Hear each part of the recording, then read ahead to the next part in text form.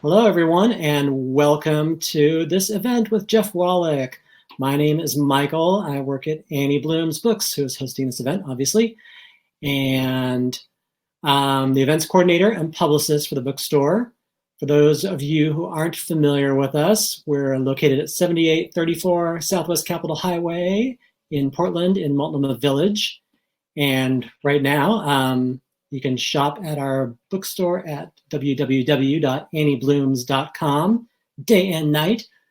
We are not open to browsing, but we do have curbside pickup available as well as shipping and some local delivery if you live within 3 miles of the store. So all kinds of good ways to shop at Annie Bloom's.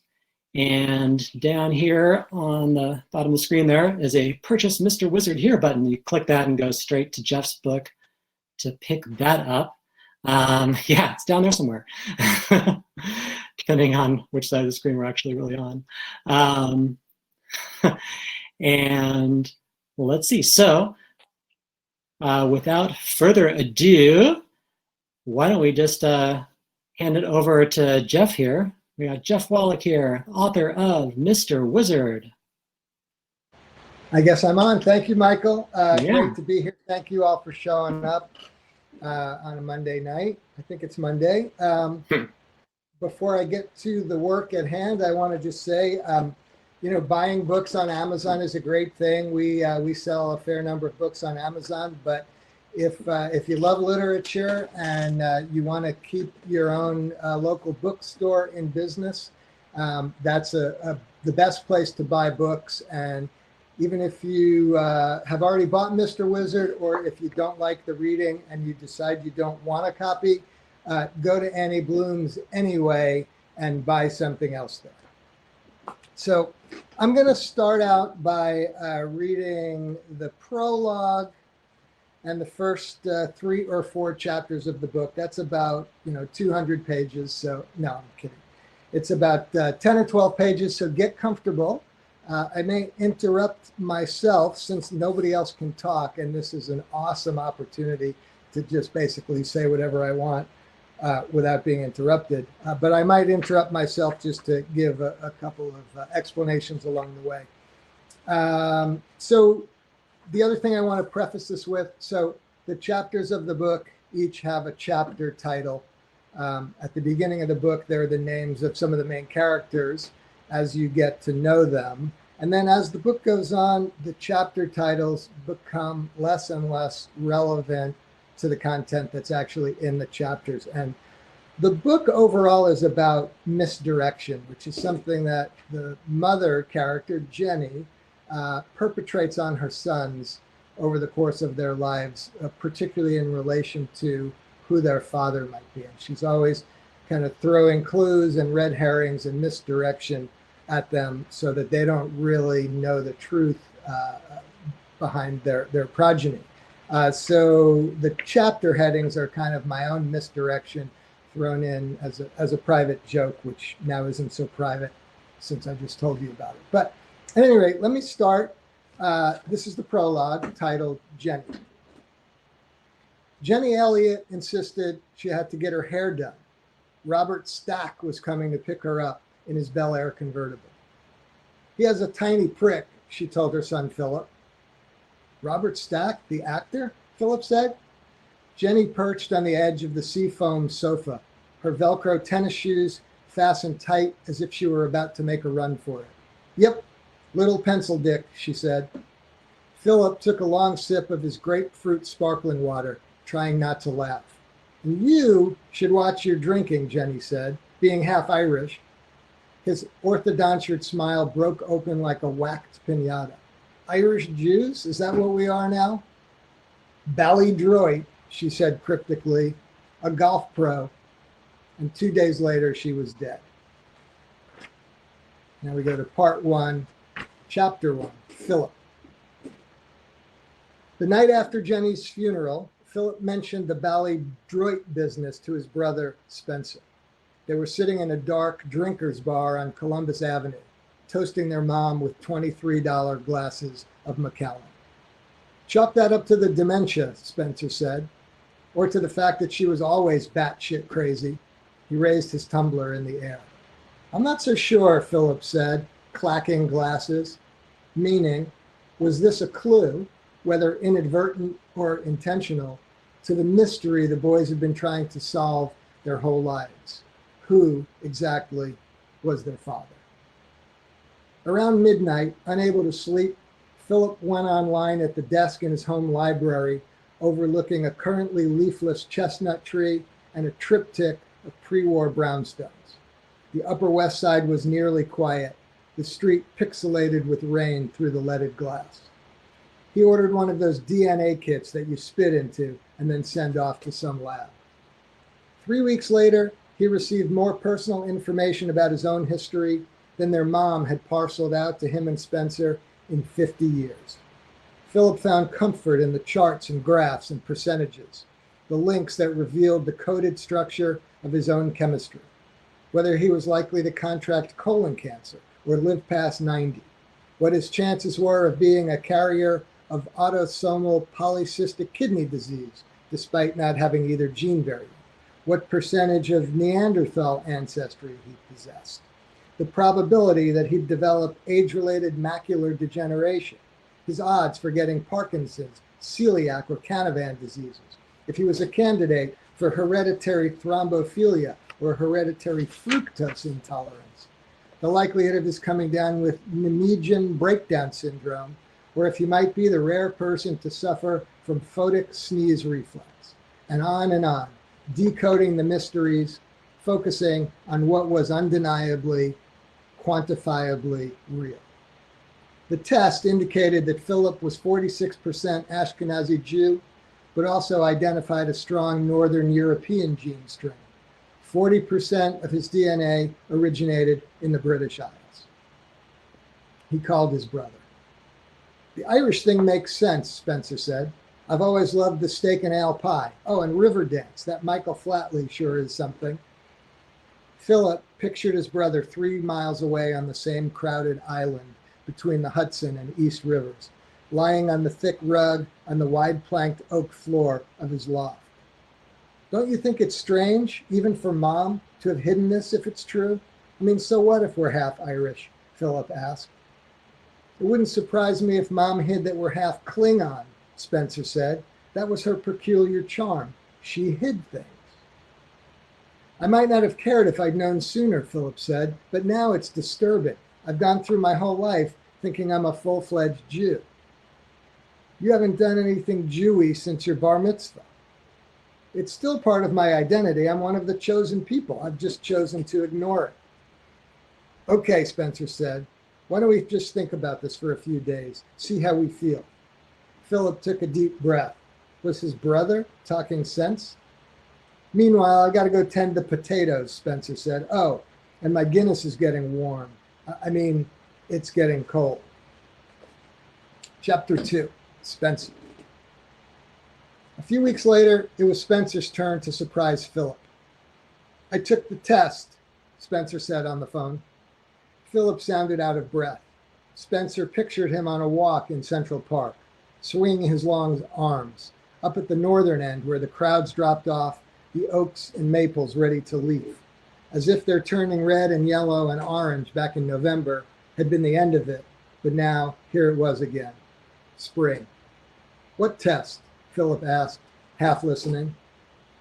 Spencer knew what his brother was thinking, that earlier in life, before Spencer's unexpected success, he was always taking some test, a bartender's exam, for a license to perform weddings, to attend electrician's school. The DNA test, dum-dum, I studied for weeks. I have one variant of the APOE gene. Did you have that too? I have no idea what you're talking about, Phillip said. APOE predicts the possibility of late onset Alzheimer's. Having one variant increases your risk for developing the disease.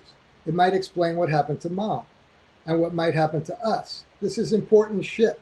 Don't you care whether you're going to end up a drooling imbecile or if there's some way to prevent it?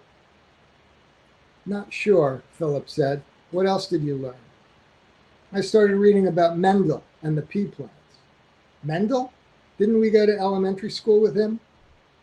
That was Robert Mendel. I'm talking about Gregor Mendel, a 19th century monk, the father of genetics, which is funny if you think about it. He figured out how characteristics are passed from one generation to the next. Anything of interest other than peas? Well, I'm about half Ashkenazi Jew, just like you, Spencer said. But Irish ancestry, that doesn't show up at all. He waited a few beats. As a drummer, Spencer's timing was spot on. Outside his window, a rising blue-gray cloud of pigeons flapped their wings in polite applause. But Southern European? That I have, he continued. I'm most likely descended from Spanish kings, although the test doesn't exactly specify. Wait, what are you saying? Philip asked. You tell me, half-bro, Spencer said. Chapter 3, Irish Dustin Hoffman. As kids growing up in North Woodmere on Long Island, they joked about one of them having been adopted. So extremely opposite were their personalities. At Ogden Elementary School, outsiders could see the brothers' different trajectories. Phillip helping out in the principal's office after class, Spencer being sent there on a weekly basis for misbehaving, injecting 7-Up into the gym volleyballs, or applying itching powder to the shorts of the bully who covered Philip's locker with chewed gum.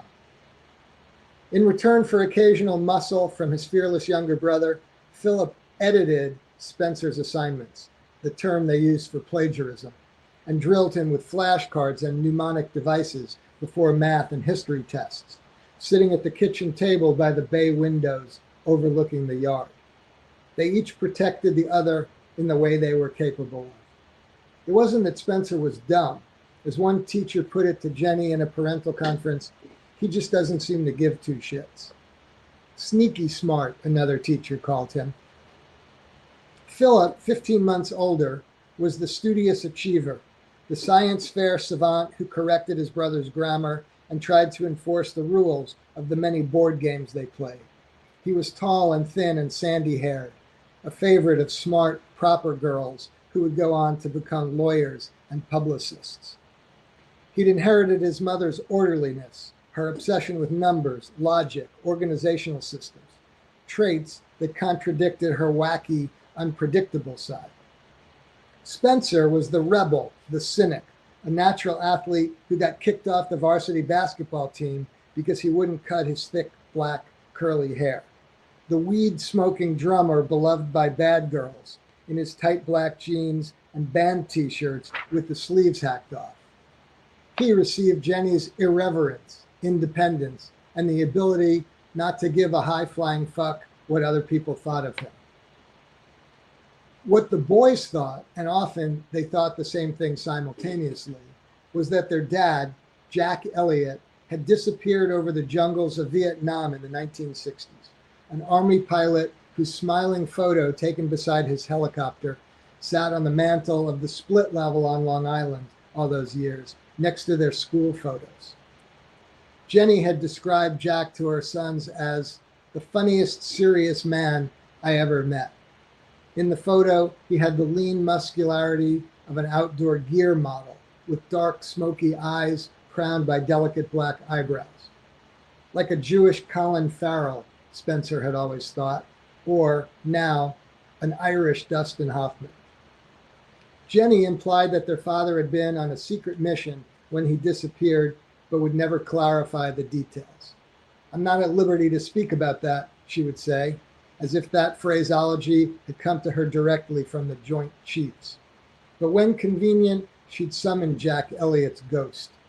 In the 3rd grade, Spencer got sent home from school for farting his way through the Pledge of Allegiance. Jenny said, "Your father got shot out of the sky protecting our country. Maybe a week without watching F Troop will teach you more respect." All they knew was their dad was a Jewish war hero, an only child whose own parents had also died young. Philip's sworn purpose early in life was to learn all he could about their father, despite that Jenny barely gave up any details. Although he couldn't have articulated it, he felt that knowing about his father was a prerequisite to knowing himself. While Spencer didn't care about the details, he thought having a father would have allowed him to belong to something larger than their tiny, incomplete family. He was driven by the notion of not being an outsider, which explained his propensity to play on sports teams and join a band. At the same time, he sought to portray himself as an iconoclast, a rugged individualist, so it wouldn't hurt as much if he was excluded from things. They also knew that their mom wasn't normal. Rather than packing their superhero lunchboxes with peanut butter sandwiches, she sent them off with pâtés and soft cheeses, baguettes poking out of their book bags. She might drag them to a weekend est retreat or cook organic snails for dinner. She exuded a petite Jackie O self-confidence that caused men to follow after her like the tiny Shriners cars at the back of a parade. She was the suburban mom that the boys' friends would develop crushes on, coming around the house in the hope of seeing Jenny stretched on the couch in hot pants, reading a French novel. Jenny had gone to junior college. She wanted to be a librarian or a writer of children's books, but dropped out when Jack Elliot proposed, or so the story went, and then grew mysterious, like a river that drops underground before reappearing with its downstream flow clearly established. She became a travel agent instead. In the opposite way that books became some people's travel, travel became Jenny's books. Once, when he was a teenager, Phillip had done the maths, as he called it, and figured out that there were two narrow windows of time in which Jack Elliot could possibly have fathered him before heading off to war, and then, just over a year later, fathered Spencer. Jack reportedly left for Southeast Asia in 1962. Phillip was born in 1963, and his brother arrived just over a year later in 1965. Soon after drawing this out on graph paper, Phillip asked his mom whether Jack had come home for a visit at some point after shipping out. They were in the backyard. Phillip was grilling hamburgers, one of his jobs at home, and wearing a white chef's apron with the U.S. Army insignia. The air smelled juicily charbroiled. The crabapple trees were in full bloom like pink umbrellas floating over the green lawn. "Of course he came home," Jenny said. "Your brother is one of a kind, but he was no immaculate conception." They looked over at Spencer, squirting lighter fluid onto the coals.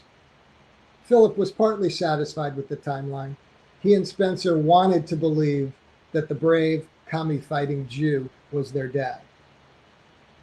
And now, Phillip said, "All these years I tried so hard to know more about who our father was, the kind of person, what he was like, his history. Now I see we didn't even know who was our father, meaning the specific person." "That's very confusing," Spencer said. "Was the portrait on the mantle just a prop for a story Mom invented?" Phillip asked.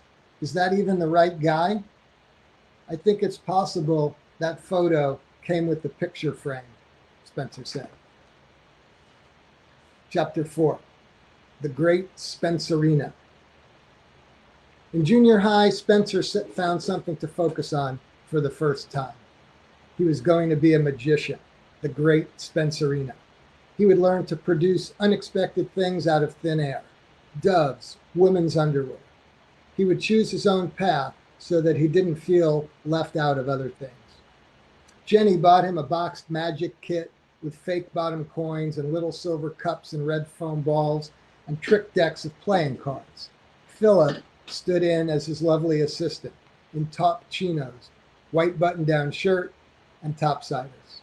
The Great Spencerina wore only black, except for a red silk scarf. Spencer perfected the basics of the French drop and some other skills, practicing in the mirror alone in the tiny guest bathroom downstairs. One day, Jenny said, "I'm going to teach you both a trick." She rolled up her sleeves and shuffled the cards like a croupier. Her thin gold bangles spun on her slight wrists. She flipped her long, perfect hair out of her face with a little twist of her smooth, muscled neck. "It's a party trick I learned from, well, I can't tell you who I learned it from. It's all about misdirection." The boys looked at each other, as if she'd been drinking. Misdirection is when you get your audience to focus on something irrelevant so you can execute the trick, Jenny explained. Distract them with one hand waving a wand so they don't notice the other hand performing the real buffoonery, like slipping a rabbit out of your pocket or stealing your subject's watch. They were dazzled by her use of the word buffoonery. At the time, they didn't realize that their mother had already mastered the art of misdirection herself. In this trick, you want your audience to focus on what you're saying, she explained in a quiet, throaty voice. She turned to Phillip. Pick a card, she told him, fanning out the deck. Any card. He chose a card from the left edge of the pack so as not to appear a rube. Now, show it to me, she said. He held the card close to his chest, covering the alligator on his polo shirt so that not even his brother could see it. I'm not going to show it to you. What kind of a trick is that? Jenny rolled her speckled brown eyes. He turned around the 7 of spades. She went to the phone and dialed a number. She held up one palm like a traffic cop. Her polished nails refracted light like tiny disco balls. She smiled, revealing perfect chiclet teeth. She said, "Hello, may I speak with Mr. Wizard?" "Sure, I can hold." Her blonde eyebrows arched high in surprise. "Hello, Mr. Wizard?" she said. "Would you tell Phillip his card?" She held the phone out so the boys could each put an ear to the receiver. A deep male voice, a stranger's voice, said, "Phillip, your card is the 7 of spades." They started screaming. Phillip rolled back onto the floor, arms and legs in the air. "That's fucking diabolical," Spencer yelled. "Hey, language," Jenny said. "Can't you think of another word for diabolical?"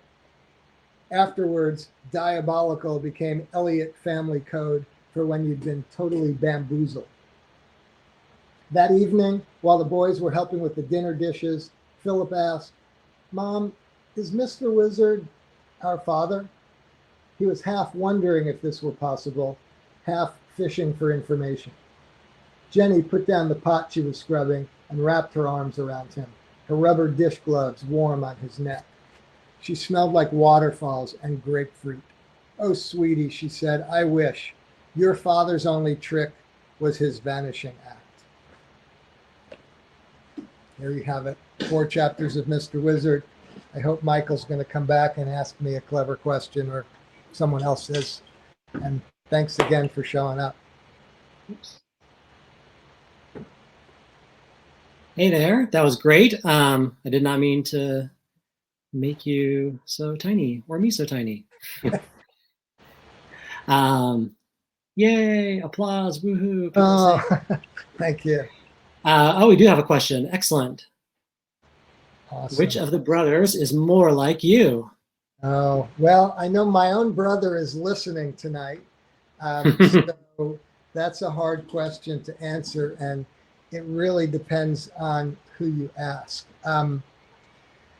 The younger brother, Spencer, has all the best lines in the book, I think. So I wish that I was most like him, but you take stuff that happened to people you know. I happen to know my brother since we were in the same house for a long time. So some of the things that happen to one character might be his. Some things that happen to the other character might have been things that happened to me, and it crosses over. And so I'm pretty much going to avoid answering that question. All right. Well, Market is done answering, even though you avoided it. We have another question.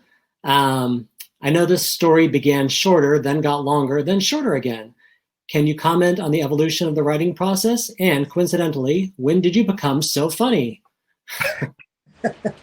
Do I get to That's know from who Robert Hunter asked Jones. Oh, okay. It matters who asked the questions. Yes, Of course. The book started as a short story that I had worked on in various forms for probably over the course of 10 years. When I thought it was finished, I sent it to an old editor at the Atlantic Monthly that was kind enough to read my stories when I was much younger. And I was glad to learn he was still alive and still at the Atlantic. He read the story and said he really liked it, but he didn't find that there was any conclusion. So I went back and just kept writing. And 6 months later, this was finished. It was finished very short. Then I felt like it needed to be longer. So another version stretched it out a little more. Then when we were in the editorial process, it shrunk back down again and finished at about 300 manuscript pages. Nice. It's a good amount. All right. Do we have any more questions from the audience here? Come on, you Ogden people. You Oh, we do have. Let's see. What are some of the storylines that got edited out? Remy Fisher wants to know. I wouldn't say storylines got edited out. I would say more just a lot of unnecessary words. I lost one scene that I really loved, which is that the brothers are together in Ireland. They've been out drinking in a pub, and Phillip is extremely well educated. Spencer has a photographic memory, so they both know the first lines of a lot of very famous books. And so they have a conversation back and forth between them where they're quoting the first lines from a bunch of different books in a way that creates a conversation. And in the editing process, my publisher revealed that any book that wasn't 75 years old or more, you'd have to get the permissions to run the quotes from the book. And so we lost that gigantic scene. Anyway, that was a good question. There was actually a follow-up part 2 of that, which is, and what are some of the issues the editors wanted you to elaborate on?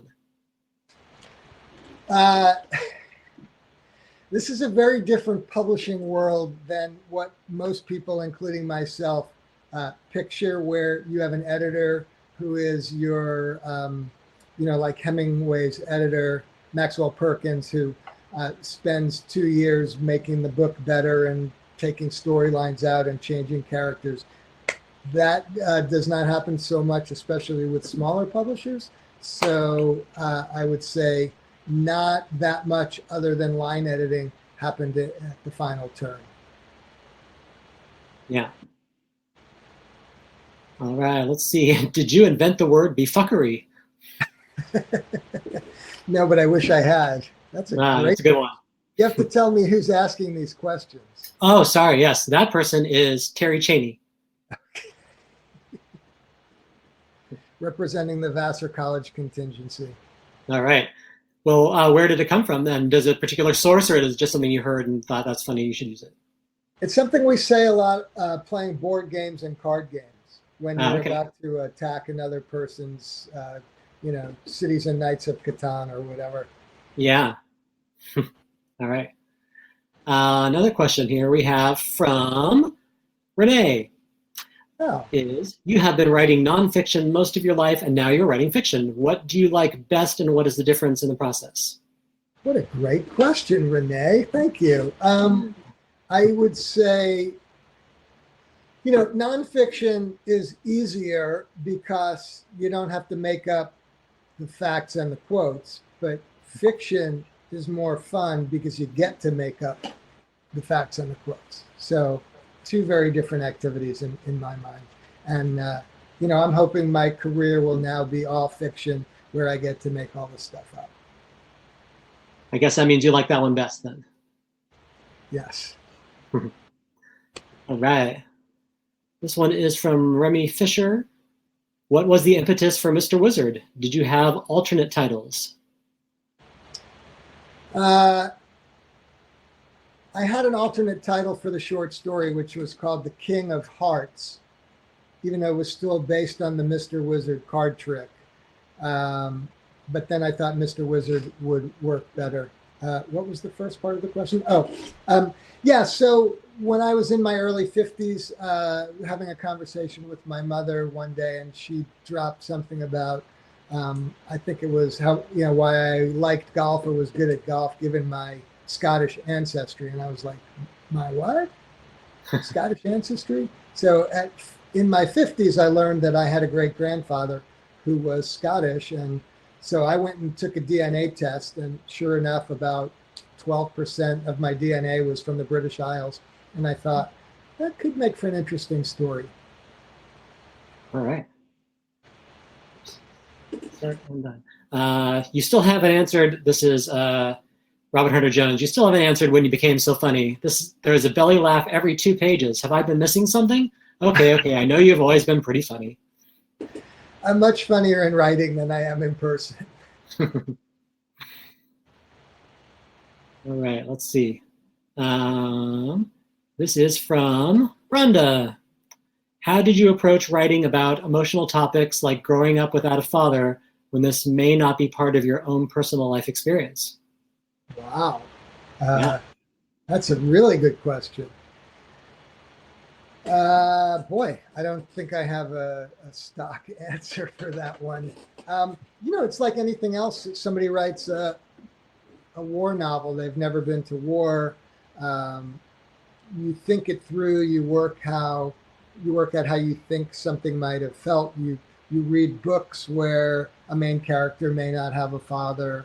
You do internet research. So, nothing really replaces the actual experience. But interestingly enough, I read a couple of books about DNA after I finished Mr. Wizard. And one of them was a book a lot of people might know called Inheritance by the writer Dani Shapiro, who learned late in her life that her father was not her father. And reading that book, I found that a lot of the responses she had to learning that were really similar to responses that the two brothers have in the book, learning that their father may not have been who they thought he was. So I'm not sure if that answered your question, Rhonda. If not, I'm sure you'll follow up. Mm-hmm.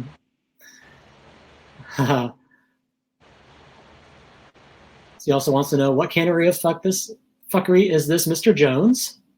Say that again. I'm sorry, Michael, you broke up a little. Oh, Robert Hunter Jones says, what can of fuckery is this, Mr. Jones? That might be a personal. I have no idea what that means, but okay. Whoops. We lost Jeff. Hopefully he'll be right back, folks.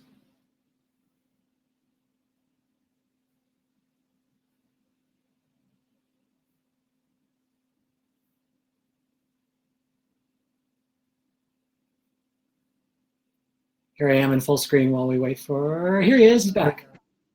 I have no idea where I went. We're glad you're back. But I was not having any fun. All right. You ready for another question? I am. Okay. Is there a sequel in the works? Another really good question. I am undecided on that. I've got another book that I have been thinking about writing for about 10 years, and I started to do some research on it. But anybody out there who is a writer will know how when you're in the process of trying to write a book, you always find some other things that are, quote, research that are very, very interesting that give you an excuse for not doing the actual writing. So right now I'm researching this other book, but in the course of that, I thought, what would happen next to Phillip and Spencer after the final events in the book, which of course I couldn't possibly tell you about and ruin everything. So now I've lost my train of thought. Is there a sequel? So I think it would be really fun. I mean, I had a great time with these characters over the months that I wrote this book. There are some characters who appear late in the novel who don't really get as much of a chance to express their personalities. So it might be interesting to see what happens to them. And, you know, I like the setting. The tone was very easy and very natural for me. So if I live long enough, I wouldn't be surprised if there was a second book. All right. Maybe even a spin-off with one of those other characters. Could be. All right, here we go. This one is from Jamie McWilliams. From all your traveling, including the British Isles, were you able to draw from those experiences in constructing characters and how they would express themselves through the filter of your own mind? Thanks for that, Jamie. Well, you know, we did some traveling together. I can't remember if we were in Ireland together, but anyway, if you read the book and you know, and you're in the golf business, like a lot of the people I know, and maybe some people who are here tonight, you'll recognize aspects of places that you may have actually been. You know, there's a fictitious golf course called Ballydroit in a fictitious town called Ballydroit, and people who know golf and who know Irish golf will recognize aspects of that golf course as being from other real golf courses that people could visit. So there's a fair amount of that kind of stuff where you take something that was real, you steal the details that work for you, you leave out the ones that might contradict your intentions. And that's what you have to choose from. Thanks, Jamie. Gina wants to know, how did your mother react to the portrayal of the mother character? Uh, I am not sure of the answer to that. I think she was rather surprised by the whole book. I think she at least was clear that the mother character had nothing in common with her, which was probably very fortunate. All right, Scott Pilar, possibly, wants to know, can you give us an idea of what's next for you? Yeah, well,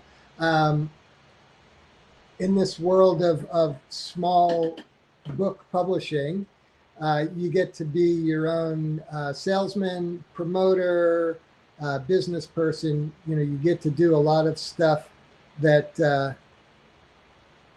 you wouldn't normally do with a big publisher. So that's the main thing that I am doing right now, is promoting the book, doing events like this. Yeah. And then hopefully getting back to writing something else. Hey, Michael, I'm going to interrupt you for 1 second. I've got a technical problem here. Okay. I see my laptop is down to 8%. So I'm going to run and get a power cord. Could you maybe like dance or sing a song or something? Oh, yeah, definitely. Just for a minute while I'm gone. I'll be right back. Okay.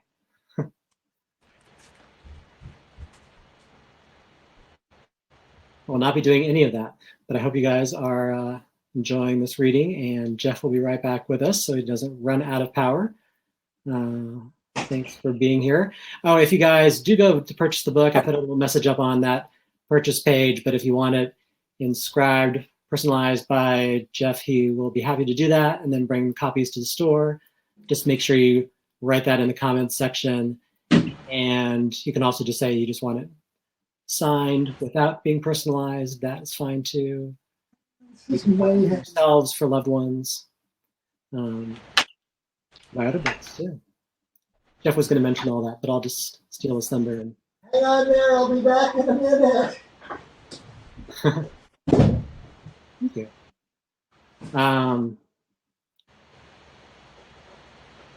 We all heard Jeff off screen there, wrestling in his closet with his power cord.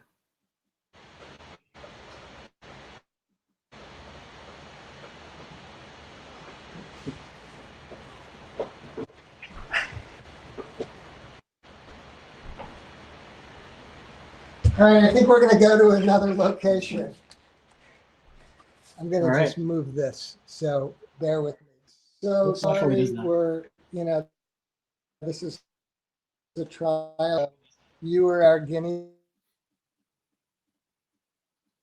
You're kind of breaking up, but hopefully you're on the move, and we will be back with you soon.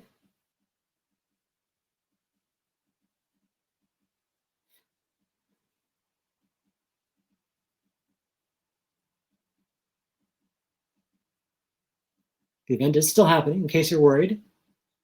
Jeff is just frozen on the screen. Presumably, he'll be back with us in a moment.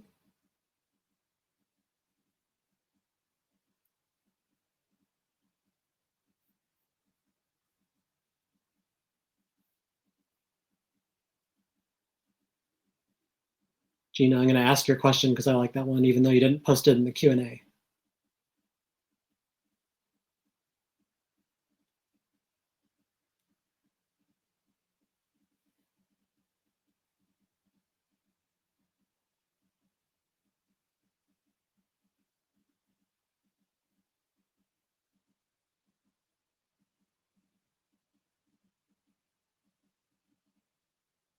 Thanks for hanging in there, everyone. Sorry for the technical difficulty here. Sure, he will be right back.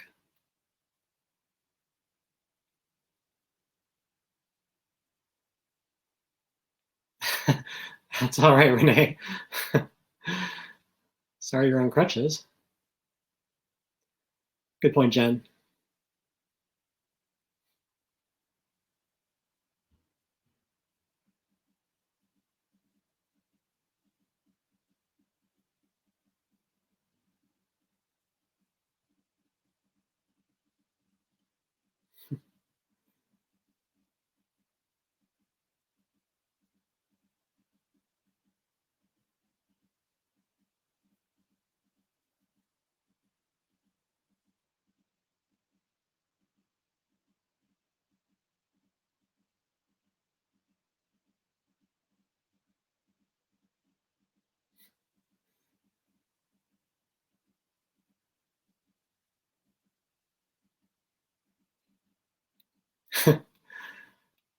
Jeff is Ack.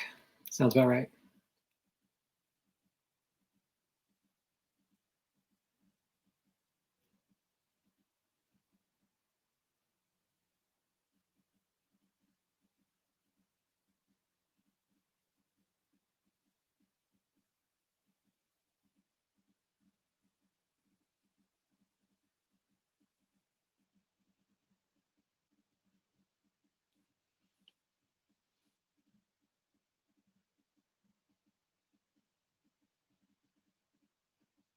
Mean flagstone.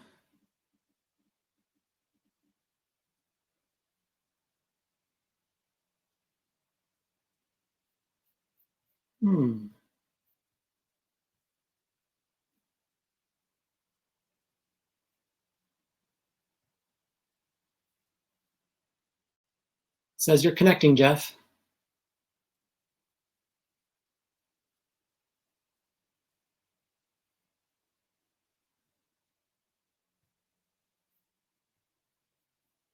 Inviting you on screen just to make sure. Accepted and connecting. Hopefully he'll be back any second now.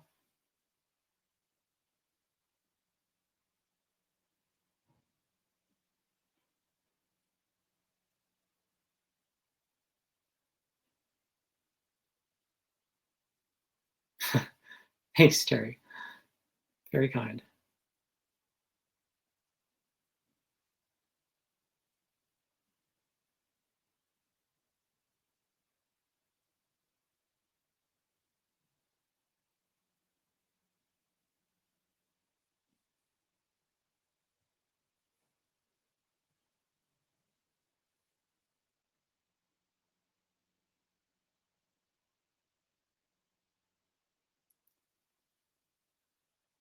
Still trying to connect?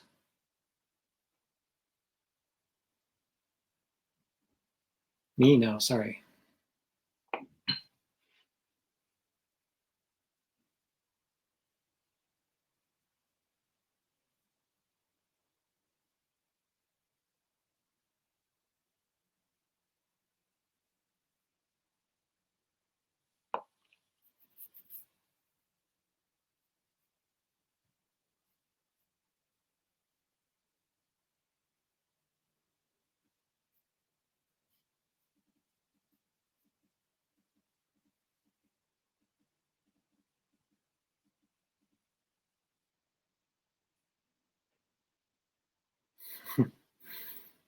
You guys didn't make popcorn?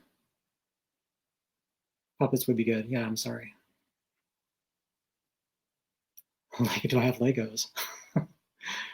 You want to watch someone build Legos on screen?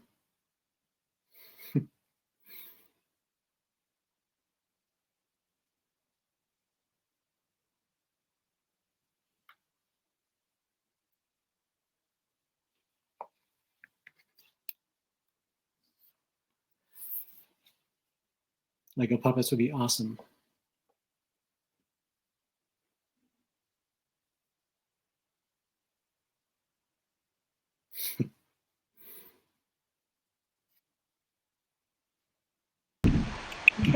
I'm back. Yay! You're on the screen now. There we go. Well, now we get to see a new part of the house. So this is kind of like a treasure hunt right out of Mr. Wizard. I am so sorry about that. Wow. Glad to have you back. Glad to be here. I wonder if we lost everyone or if... No, there's still 25 people here. Oh, well. Geez, and we have some questions. They must have nothing else to do tonight. Okay, I'm ready. Okay. Mike Banks wants to know, which of the characters is me? It's the golf pro, right? It is. Either that or it's the mother. I'm not sure. I know it looks a little dark here, doesn't it? So those of you in New York can feel like I've caught up with you time-wise. Right. Now it looks like it's hiding out in your attic. Sorry, that was a debacle that I'll probably, like someday if I ever get to read in a large public place, I'll tell the story of the reading where I left the building for like a half hour. I ran down to the corner. I did 2 shots of Jameson. I came back and the people were still in the room listening. Okay, questions. All right. Ryan Bleck wants to know, hi, Jeff. What about a story of a man who gets mistaken for Steve Carell every time he visits small town Iowa? I have no idea what that means. Okay.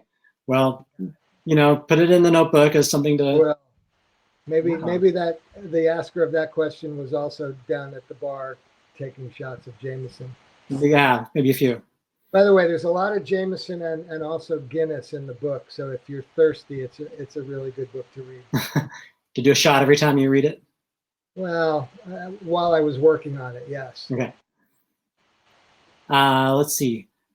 Remy Fisher wants to know, did you spend summers at Kellerman's when you grew up? I visited Kellerman's, which is a resort in upstate New York, not the real one. Mm. I stole that name from the Patrick Swayze movie. Dirty Dancing. Dirty Dancing, thank you. That was the name of the resort there. But there was a resort in the Catskills called okay. My technical advisor is telling me I have to move over. Called the Concord, that had the longest golf course ever built. And we used to go there sometimes in the summer and play golf. So now you get a whole nother backdrop. This is great. It's like a travel show. I could go up and lay in bed next if I have any other problems. Okay, I'm ready. Anything else? Michael, you still there?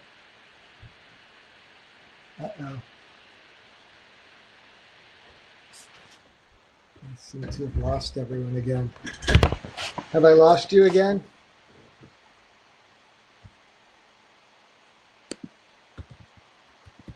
No, we've lost Michael.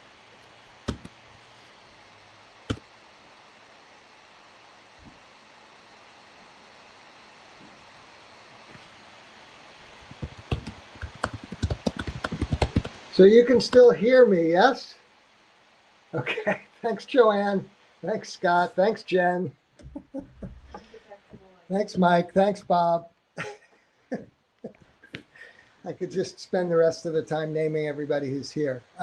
So, like okay, who wants to write a question? So now, if you write a question, we can do this without the host and see if when he gets back from his drinking.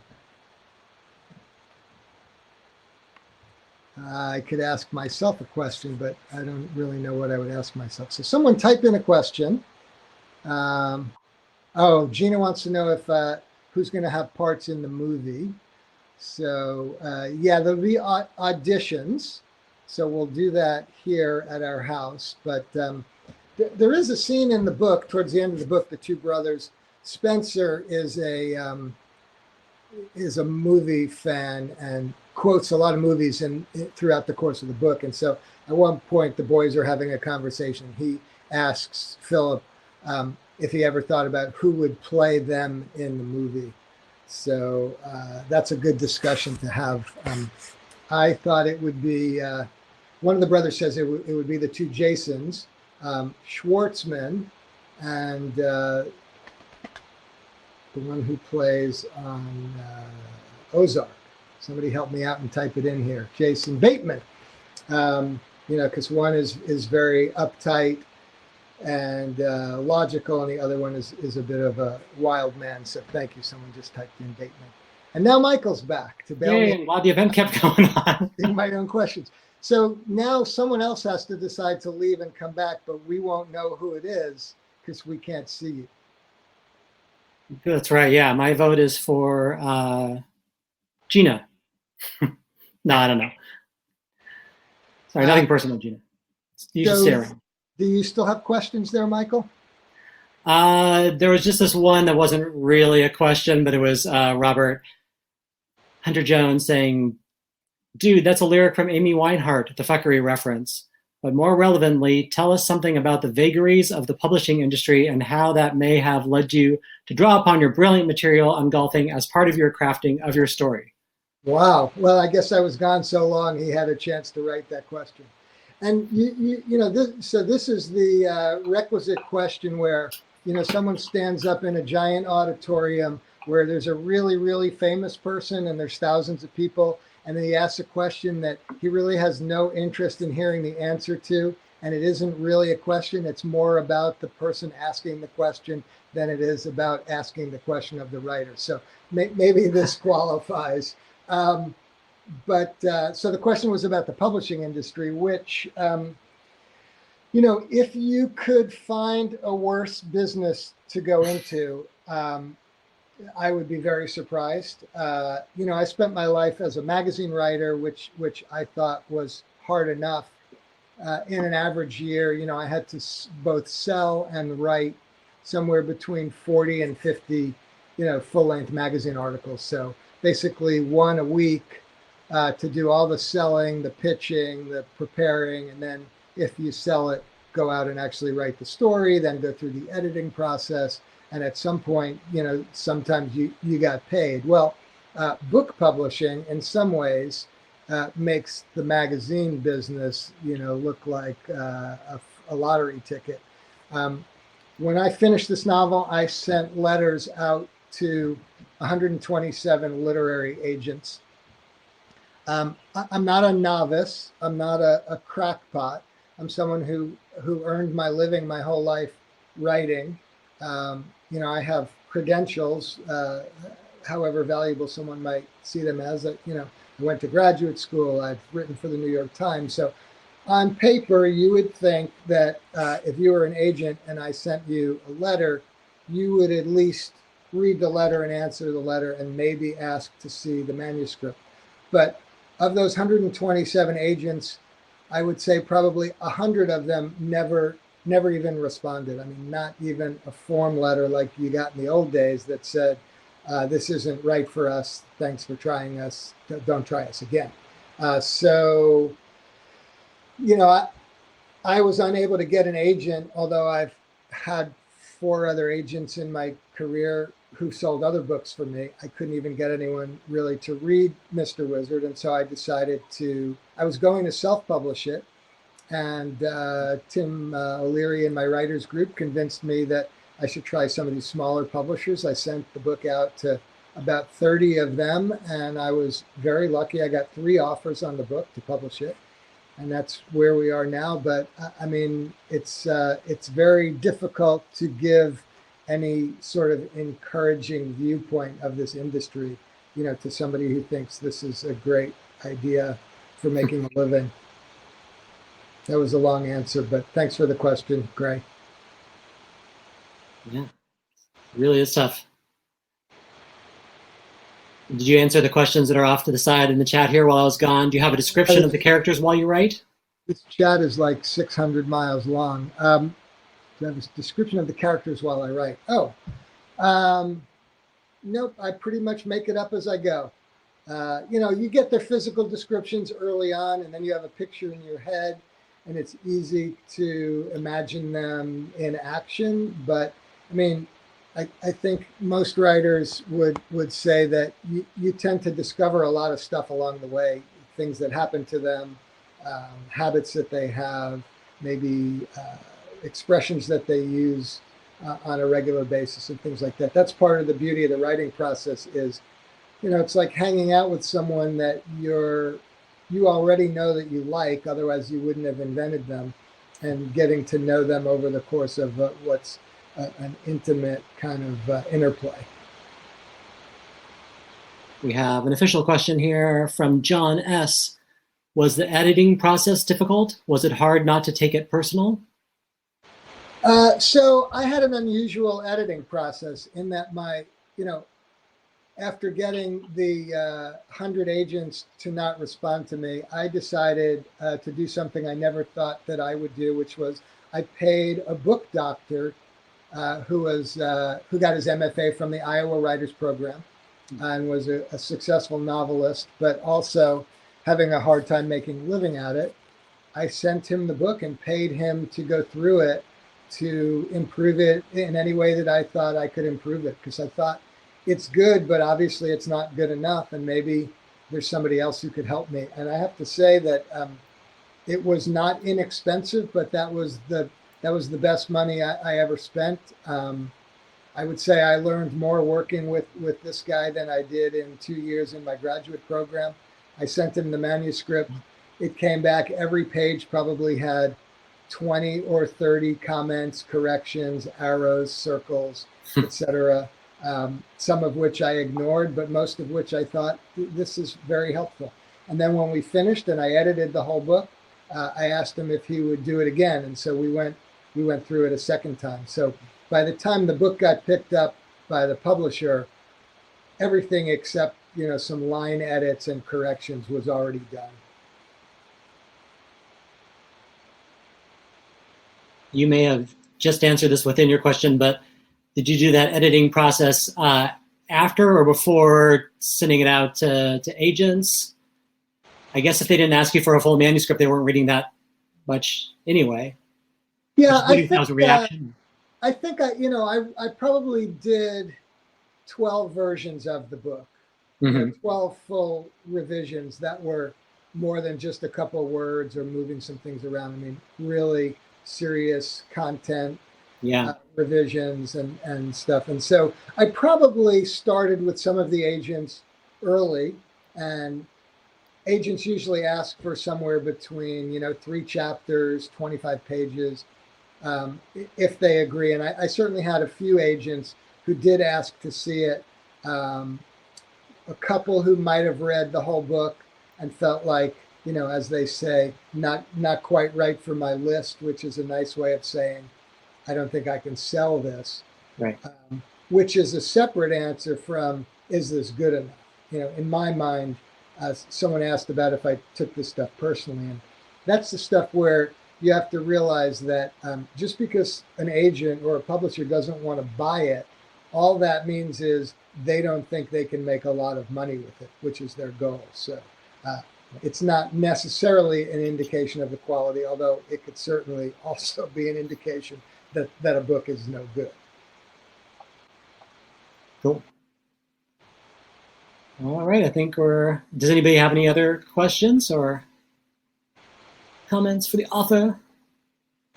Well, let me finish this by apologizing for the technical difficulties. Thanking everyone for being our guinea pigs, so that hopefully, if I'm invited to read anywhere else again, we'll do better.